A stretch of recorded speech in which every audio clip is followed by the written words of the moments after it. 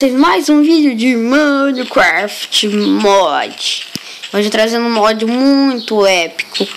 É o mod de flechas explosivas no seu NPC. Ele adiciona umas flechas explosivas quando você atira com ela, explode. E daí vou mostrar pra vocês como que é o mod. Agora vamos colocar nossa armadurinha. Pegar as flechas aqui, pode ser um arco normal, flecha normal.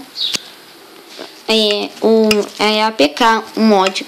Eu já ensinei pra vocês 2 vezes como instalar, né? Acho que vocês sabem. Onde você atirar, explodir. Puf, olha lá. Quer ver? Olha o tamanho da explosão que dá. Vamos tentar acertar naquela galinha lá. Quase. Acertei. Vamos ver como que eu acertei ela.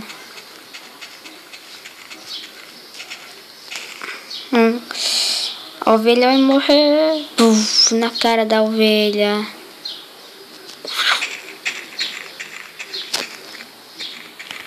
Será que fez algum dano onde eu mostro algumas coisinhas?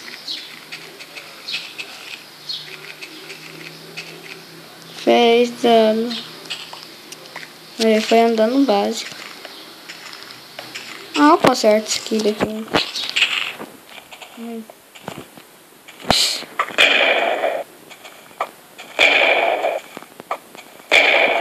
Nossa.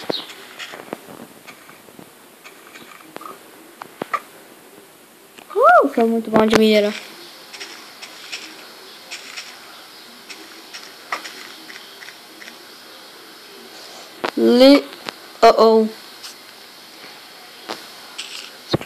Corre! Eita! Meu Deus do céu, que coisa, hein? O mod APK é só você instalar, né? Que já ensinei bastante vezes como que instala o APK. Daí você passa no canal e veja aí o vídeo do Tom Manites, da 0.9.0, que vocês vão ver como que é. Vou arrumar isso aqui depois. Oh, meu Deus do céu. Então o vídeo vai ficando por aqui. Não esqueça de deixar o like, compartilhar os vídeos nas redes sociais. Então eu fui.